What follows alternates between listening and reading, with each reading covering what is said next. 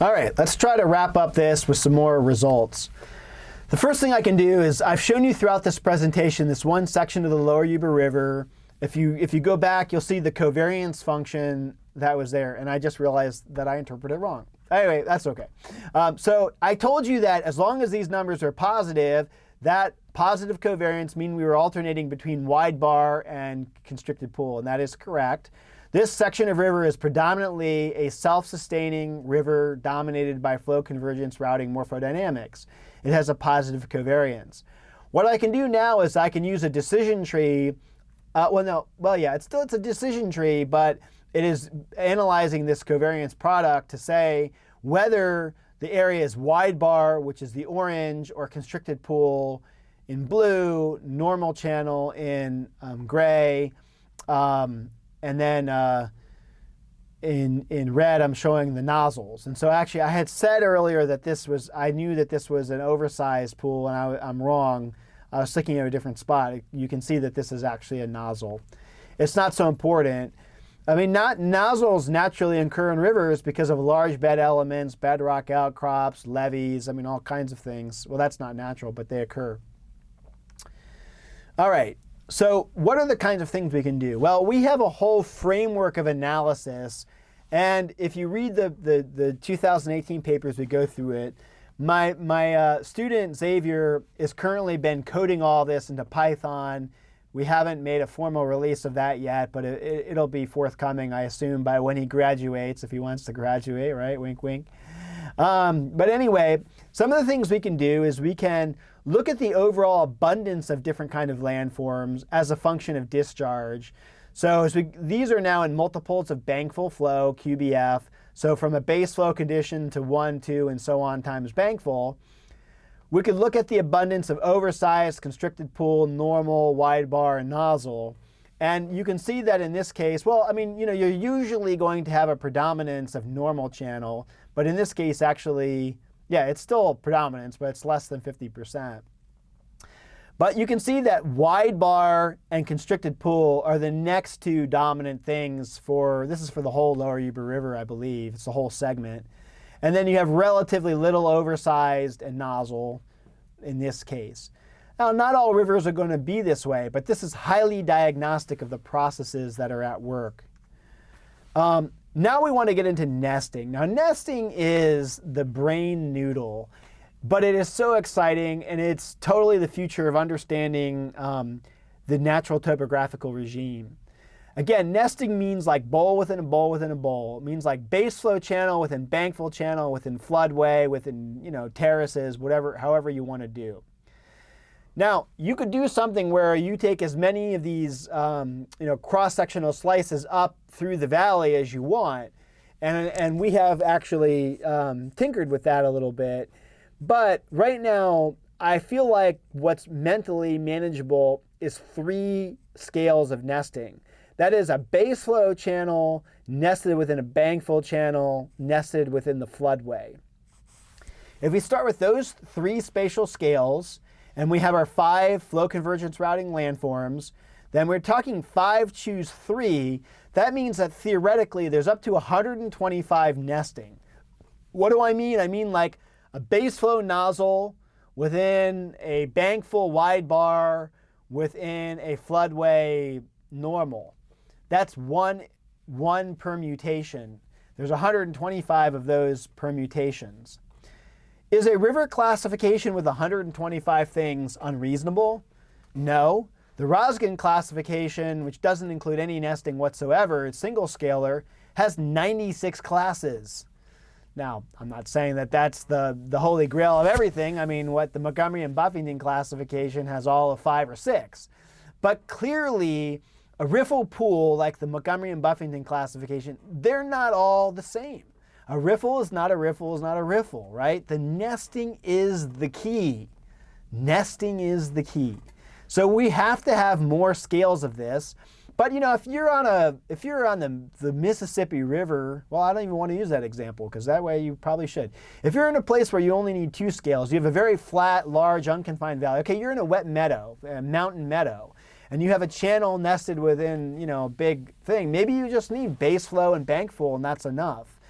But on the other hand, if you're in Australia and you have a macro channel and it has like 10 layers, then you're going to need more. It means that we've got a long way to go as scientists in terms of understanding morphology and topographic steering with these multiple scales of nesting.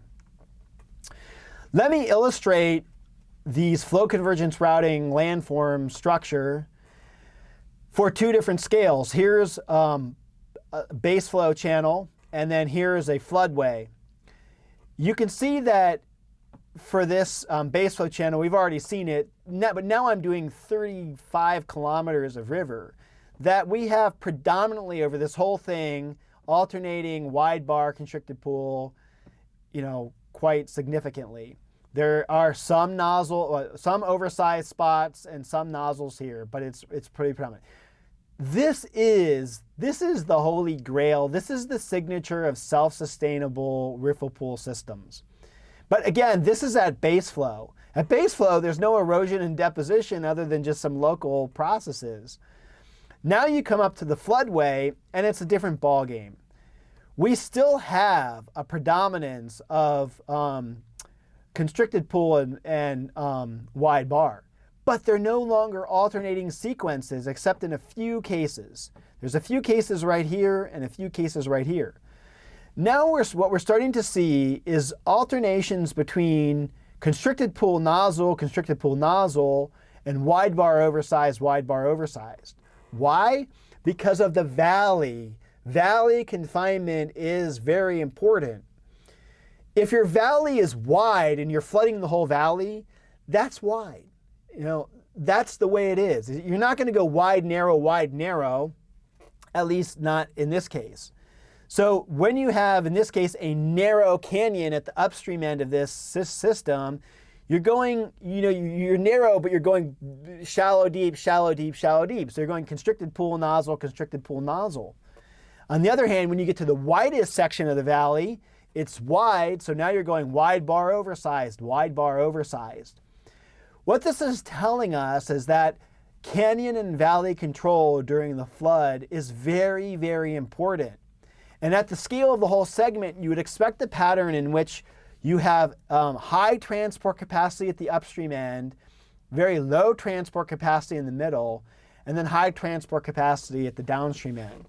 Normally you wouldn't expect this, but this is a constricted floodway due to artificial levees around the city of Marysville and Yuba City. So we can see diagnostic signatures of different discharges of these flow convergence routing landforms that we can interpret for the processes. In other words, if all I knew was riffle pool run glide, which someone had gone out and mapped at base flow, we would know nothing about the self-sustainability of the system. However, by knowing the longitudinal sequence of these landforms and then having them scale independent and representing them at different discharges, I can interpret a lot. But there are limitations. Again, we're not accounting for slope, we're not accounting for grain size, and we're not accounting necessarily for discharge variability, although I kind of see that as a secondary factor here. I mean, if you just take this system and you just put massive amounts of sediment in here, sediment supply, yeah, you're going to fill this thing in. On the other hand, if you remove all sediment supply, the thing is going to erode. Okay, now let's look at the nesting at 3 scales. This is something you haven't seen yet. It's a representation of the flow convergence routing landforms as polygons. In this case, I've just lumped all the cross sections together for each individual thing. So starting at base flow, it's like we have nozzle, constricted pool, normal, wide bar, and so on. This is a meandering channel, and it's not surprising that you have more constricted pools like at the onset of a meander bend. And then their crossovers between those meanders are where you're going to have these nozzle riffles. Notice that this nozzle on the right is nested within a bank full wide bar. So 141.6 is our bank full discharge, nozzle within a wide bar. We have another wide bar at the next inflection, and then we have another one. So we have these nozzle within wide bar or normal within wide bar situations. Conversely, we have some constricted pools here, So now let's go from that to the flood condition. Well, the flood condition, you have nozzle within wide bar within oversized. Or in this case, we have constricted pool within wide bar. Notice that at the highest flow, we're going from a single meandering channel to a bifurcated channel. So the channel has gotten wider by spilling into a parallel channel to the north. It's a little hard to see in this photo, but there's a artificial training berm that was built in this section of the Yuba River. You can see the river is working its way, cutting through it. In fact, if you look today, it's already destroyed this training berm. But in any case, this bifurcation really buffers the dynamics so that we've gotten so wide, this valley is so wide that now it can only go from wide bar oversized, wide bar oversized. But this shows you from a top-down view what this three-tier scaling looks like. Here's some nozzle nesting in a location. You have nozzle within nozzle within nozzle. So at low flow, you have this little nozzle. As it floods up more, there's a little bit of a bar here, but it's still relatively confined. And then at the highest flow, it's just a nozzle. Nozzle within nozzle within nozzle, constricted pool, constricted pool, constricted pool. So that's how it is. So this shows you a difference between stage-dependent flow convergence routing in this example, and in this case, stage-independent flow convergence routing. Now let's look at sequencing. So let's see, this type of sequencing is like if you look down the river, what comes after it? So if I start in an oversized unit and I go downstream, and this is at base flow, 67% of the time oversized becomes wide bar. Basically, if you have a wide channel, you get some riffle pool going on in there. It goes oversized wide bar. But look at, oversized is rare. We already saw earlier, it's only a few percent of the river. Wide bar, on the other hand, 45% of the time is followed by constricted pool. Constricted pool, 43% of the time is followed by a wide bar. And notice there's no normal channel here because whenever you go from a pool to a riffle and vice versa, well, of course, riffle, pool, pool, riffle, you've got to go through normal channel, so who cares? That's just transitory. But yeah, so, almost 43, 45% of the time here, you're having alternation, constricted pool, wide bar, constricted pool, wide bar. Another indicator that we're in a self-sustainable channel. Nozzle alternating with constricted pool. If the channel's narrow, it stays narrow, but you have these undulations in that. Okay, here are two images of nested. I made this with River Builder software, and then I sort of like animated it in ArcScene. Anyway, but in this case, let's look at this. On the left, a base flow channel. It is going, let's see, what do we got here? We've got wide and deep. So this is a wide bar alternating with a nozzle. It's narrow and a little bit shallow. So we have nozzle wide bar, nozzle oversized, nozzle oversized. But then when we come out here, what do we have? I'm sorry. I am tired. Okay. So it's hard because I'm not seeing the shallow so easily here. So we have a wide bar, which means we have a similar depth in these two. So we have nozzle, and then we're going wide bar, nozzle, wide bar. In this outer cross section, though, at the bankful channel, we're both wide and deep, so it's becoming oversized. So we have a wide bar nested within oversized.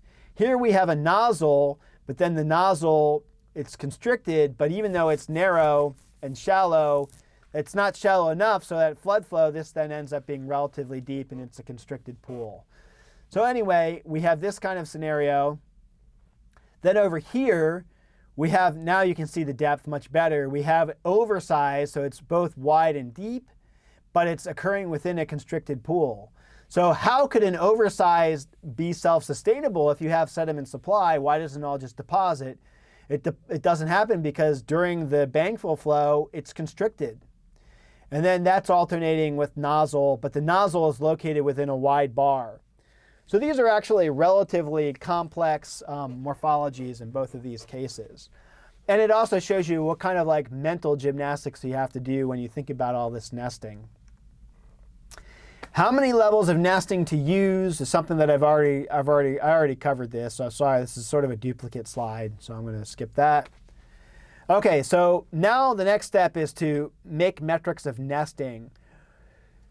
I'm old school. I've developed this using Excel, but Xavier has been coding this up into Python. And so what you basically have to do is you just have to compute these permutations. So every time, if we start with a landform like, okay, I've got a flood-prone area nozzle, what's nested within that? So I can look and I can see, well, the most common thing is to have a base flow normal channel within a bankful normal channel and then nozzle. And when we just look at all possible permutations of this 125, it's always going to be the case that like normal channel will be quite prevalent. The fact that nozzle alternates with constricted pool is also expected because if you have a confined situation, you're going to be limited by that confinement. We can look at two other things. We could say, well, okay, for a bankful landform, what is nested in it? And then in turn, what is that bankful landform nested within at the floodway level? So within a bankful nozzle, you see you have base flow nozzle as the top permutation, wide bar is third. Within a bankful wide bar, you either have normal channel or wide bar. And then on the other hand, if you have a bankful nozzle, that tends to be within either normal channel or nozzle or then wide bar. If you have a bankful wide bar, it also then tends to be in normal wide or oversized. So that just gives you an illustration of the kinds of things that you compute about nesting. Now, one of the big questions I get asked about nesting is, hey, Greg, can't you make a nice, pretty picture out of this? The answer is yes, there's different ways to do it, but we're still at a relatively early stage. But a good example of this is you could make Sankey diagrams. So if you look up S-A-N-K-E-Y, Sankey diagram, you can see what that is. Okay, now, can I prove that any of this has anything to do with morphodynamics? The answer is yes, we do have some data on it, but I haven't published any of this yet because I guess I just don't write enough. Okay, so I'm going to show you two tests. Test one, what if we map the flow convergence routing landforms, this should be an F. If we map the flow convergence routing landforms for a given year, and we know what the topographic changes were from topographic change detection work from before then until this moment, we could ask the question, what changes created the things that we saw, and does that match expectations? Or we could say, okay, here we are today, here are the landforms. What happened to those things? And I'll give you an example. Let's start with nozzle. So if I start today and I have a nozzle, my expectation is that because it's the smallest cross-sectional area, because it has the highest sediment transport capacity on the river, it is going to scour. Will it scour? Let's see. The only time in which it won't scour is if it's already so heavily armored that going from a high shear stress doesn't make a high shield stress. In other words, it's just too resistant to erosion. So that's the one caveat on this test that we can't really account for. For this first thing, like let's say that I see a constricted pool. What processes formed the constricted pool? I would expect that if this thing is constricted pool, maybe it experienced scour. So what's the test metric? The test metric I'm going to use here is something that geomorphologists are not very used to, but it's something that ecologists use a lot. It's called an electivity index. And I'll explain this in quite a bit of detail in a minute. So let me just show you the dynamics of what we've got going on here. Hydrologically, we have a flow record from water year October 1, 1999 to September 30th, 2014. And we had 3 topographic surveys, a 1999 survey, a 2008 survey, and a 2014 survey. From 1999 to 2008, I've got the bankful discharges, the floodway flow, shown here. And so in this first epoch, we had a big event of more than 3,000 cubic meters per second, 3,200. That's the instantaneous peak, not the daily peak. In the second period, we were in more of a drought. We still have some bankful and floodway flows, but nothing like this big event. So in other words, we have a period of quite a lot of change and a period with not so much change. And we have a really big river here, but just to summarize, here's the total map of the 3 sections of the river. So from upstream, you go down here, you come to the next panel, you go down here, you come to the next panel, and you go down here. The areas that are sand and red are areas of scour. The areas of blue are the areas of deposition. So you see alternating zones of erosion, deposition, and so on. And I've shown the bulk numbers here, and you can look up the articles that analyze this data. The next thing will show the exact same thing, but for the quieter drought period. And I'll go back and forth. Wet period, dry period, wet period, dry period. Don't worry so much about the change in the width of the valley, but you should focus on the fact that the colors are getting a lot softer between these two. These are the exact same scales. And in the second period, we have a paper from Weber and Pasternak that presents these results. OK, so how am I going to analyze to see whether these changes support that flow convergence routing is occurring or not? What I do is I take my river and I simplify this map into polygons of erosion or deposition. So blue represents a location of deposition, and red a polygon of erosion. Then I have my cross-section boxes, and each box has a landform type: nozzle, normal channel, constricted pool, and so on. For each box, I compute the net change. Okay, I take the net change as a volume as a proportion to the total volume in that river, for example, the total volumetric change, if I'm looking at net. And I see how much is happening in this. Well, OK, I don't do it. I'm sorry, I don't do that per box. So then I aggregate all the nozzle boxes together, and I find out the net change among all nozzles. And I compare that to the total for the river. I can do this in 3 ways. I can look at just scour. So in each box, how much volume of scour took place for that, and then I add that up across all nozzles or across all normal channel. So for a type I, where I is nozzle, wide bar, and so on, what's the total volume of just scour relative to the total volume of scour in the river? I can do that for deposition. I can say among all nozzles, what's the total volume of deposition in nozzles compared to the total volume in the river? Or I can do that for net change. So if in a given box, what is the net of scour and deposition? And I can do that too. So %O means percent occurrence. What is my occurrence of the change metric, scour, deposition, or net, on a volumetric basis? I is the particular landform. So what I'm seeing is what % of change for a given landform occurred relative to the total of that landform. But let's say that I just have lots of nozzles in the river. Then it's sort of unfair to say, oh, well, I had a lot more scour in nozzle and not much in oversized, for example. So we have to then normalize that by the availability of each landform. So now I say, like, what is the area of landform I relative to the total area of the river? So again, like, let's say nozzle is 5% of the river. Well, if it had a massive amount of scour, of percent of scour, but in only 5% of the area, it would be a big deal.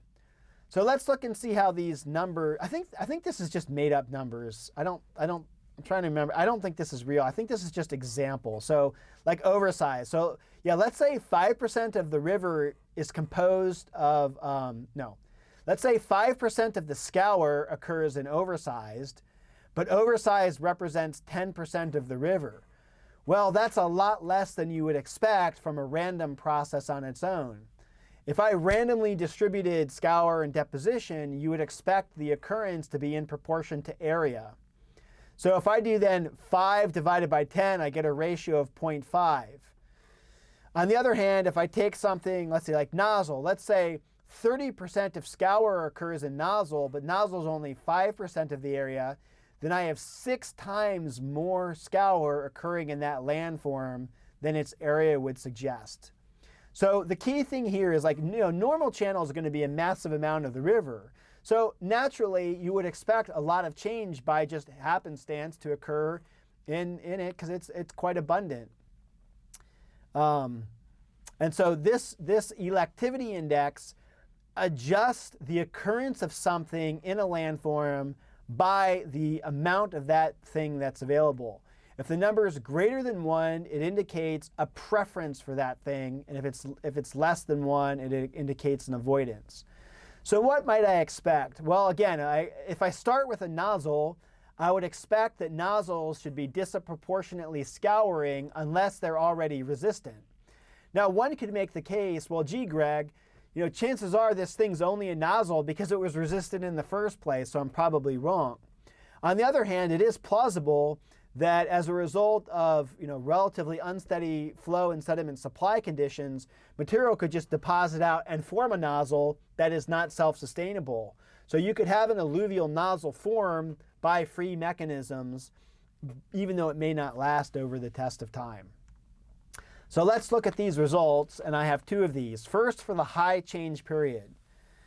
And then I have one more level of complication here, which is that I've stratified my data by the channel dimensions going from lowest flow to a larger flood flow. These are in discharges. Now I'm back in American units. I apologize. But it's base full, bank full, 2 times bank full, about 4 times bank full, and then a little more than 8 times bank full. Let's just start at the low. This is not saying what change occurred at low flow. This is saying what change occurred within the low flow area from 1999 to 2008. So from 1999 to 2008, we had some big floods. Those big floods may have preferentially scoured out the base flow channel, and let's see. And indeed, what we can see here, because I think this is based on the net change, we can see that. Okay, ends up being okay. Notice that in this case here, as I was explaining it, the values are only from 0 to 1. So if the value was less than 1, it was an avoidance, and if it was greater than 1, it was a preference. Now, what I'm doing is I'm adding a directionality to this thing, where negative means that the thing eroded, and positive means that positive is deposition, negative is erosion, right? Okay, and then I've got each landform as a color. I'm looking to see what created these landforms. These are the landforms in 2008, and what processes created those landforms. So within the base flow channel, the base flow channel was predominantly scour. So 2008 oversized landforms were formed by scour. And that's what you see here. Landform type, oversized. The expectation it was formed by erosion, and the reality that the data is showing is yes, it was formed by erosion. Constricted pool in blue. Its value is lower than -1, so therefore we're beyond the random occurrence. So again, we might expect constricted pool to erode, and indeed it did erode within the base flow channel. If you come to normal channel, it's right at 1, so it is not preferentially doing anything. Wide bar had an avoidance of erosion at this base flow channel, but in the net it was erosional, but it was a very small amount of erosion. And then nozzle, it did have erosion. So within the base flow channel, it's exactly meeting our expectations, although the scour of erosion of nozzle is not as big. So in other words, these probably already were nozzles, and then they scoured, and they still remain nozzles. And so you play that game going up. As you go to the bankful channel, we see the exact same dynamic, so no change. When we get to 2 times bankful, exact same dynamic. So far we're not seeing any deposition yet. We only start to see deposition when we get up to the landforms at the larger scales, which means that this deposition is occurring more on the periphery. So finally at 21,100 CFS, we're hitting some deposition, but it's too small to stand out relative to the area of their occurrence. And it's only at the highest flow, in this case, is about 8.4 times bankful discharge, that finally we see that wide bar is net depositional. So what this is telling us overall is that wide bar is self-sustainable, that at this highest flow it did experience deposition, but that deposition was more on the periphery, not in the center of the channel there. And you can see that whereas nozzle, in the center of the nozzle was not experiencing much erosion, it was experiencing an enormous amount of erosion. So even though in 2008 it remains a nozzle, this is telling us that the nozzle widened, and particularly along the flanks, it widened quite a bit. So you may need to go back and think about this a little bit. This is a very, very sophisticated, intense analysis procedure if you've never seen this kind of normalization. And I want to give credit. I originally experienced normalization in geochemistry, and when I came across it in ecology, it just sort of clicked as a really powerful tool that geomorphologists should use more. All right, now let's go to the next thing. So, so in summary, these all met expectation, except the nozzle is a little bit of a thing. Like, you might expect that if a nozzle was formed by deposition, and we're not seeing that. We're seeing that the locations that are nozzles in 2008 eroded from 1999 to 2008, which probably means they were nozzles in 1999 as well, but I can't analyze that. Okay, so what happened now? Now we're starting with our landforms and we're seeing what happened to them. So again, we have the same sort of analysis. So oversized in black, oversized was depositional within the base, from base flow, bankful, 2 times bankful, but within the bankful channel and 2 times bankful, we had a significant amount of deposition. So this confirms the theory. Yes, flow convergence routing theory would expect that you would have deposition and oversized. It's not a self-sustainable landform. At the same time, on the periphery of these things, on the periphery of these things, there was some amount of scour. So, like where the banks may be graded, you could have bank retreat or something going on, and that's taking place. If we go to constricted pool, this is a little bit more confounding. So the hope is that the constriction compared to oversized would yield erosion. So if we look at constricted pool, we see across all discharges, it is not the case. Now you have to remember, this is a relatively small flow. So the peak discharge, although it got to this 42,200 CFS, it really was there relatively little. So the system was net depositional. I would argue that we don't have a high enough discharge to test the self-sustainability there compared to what we had, because the other event had 110,000 CFS. So, we had 22 times bankful, not 8. But in any case, I would say that at first glance, this goes against the theory, but it is also interpretable within the theory. In other words, constricted pool deposited across the board for all these inundation levels, but it could just be that we didn't get a high enough discharge to really drive erosion yet. And if you go back to the velocity plot long ago in this presentation, you can sort of see how that plays out. Wide bar was, had some deposition, but relatively minor, but it did also have some erosion on the flanks. Basically, it's meeting what our expectations are, but again, probably just not a high enough discharge to get a full effect. And then nozzle, you would expect it to erode unless it's somehow self-sustainable, and you see that, yes, at all discharges except the lowest, its inundation zones are showing scour with a tremendous amount of scour at this 4 times bankful. So when we look at this thing, we're generally seeing that things are doing what we expect, but this is a drought period, so we just may not be getting to the magnitude.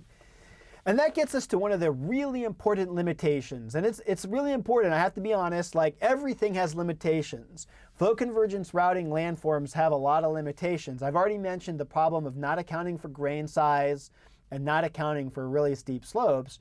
Well, the third limitation is that we are inferring the process, but it's possible that the absolute magnitude just isn't strong enough.